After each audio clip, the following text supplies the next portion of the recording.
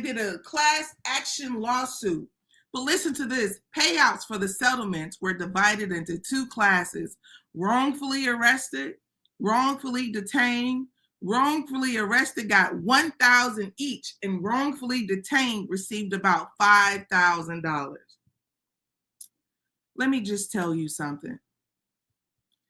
Imagine having a moral obligation to sit on a bench to protect and serve, and you are so greedy and evil that you will literally have children arrested. And this is why it's important for all of us to be on one accord as a group of people. This is why it's so important for the mother and the father and the auntie and the grandmother to all be on one accord, and the children to be on one accord. Children must listen to their parents, and I hope that God give you all the sound mind and sound heart to give your children good direction. Because when I tell you that there's a system that is open to ruining the life of your child, you think I'm playing. You think I'm being dramatic. You think I'm being silly.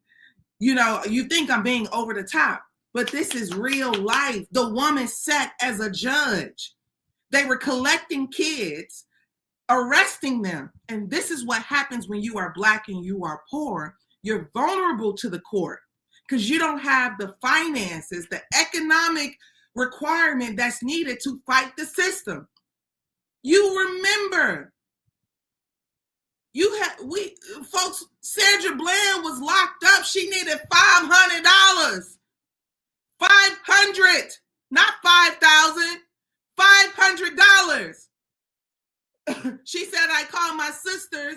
I called my mother. Look, this is how we treat each other. I am God. And I don't want my daughter sitting in jail for $500. Ain't no system getting her for $500. That's the problem, so like, all right, you get what I'm saying. I won't beat a dead horse. Don't forget, you tuned into flynubianmoney.com. This is what I do. I'm going to get some guests on here this week. You will not hear from me every day. I'm going to have some guests. We're going to have some empowerment, some financial literacy. We're going to have some, some things that is just needed for us to be elevated, especially as we continue to go through these different challenges and changes. I want you to know that one of my friends who's a federal employee informed me that Black history has been canceled on the federal level. They was like, we don't want to see no Black history. Don't put no Black history, nothing up. So with that being said, Donald Trump said, I'm coming through here. I'm canceling all of that. No Black history. Huh? I'm so glad that I don't need Donald Trump to give me permission to celebrate Black history. That's just number one.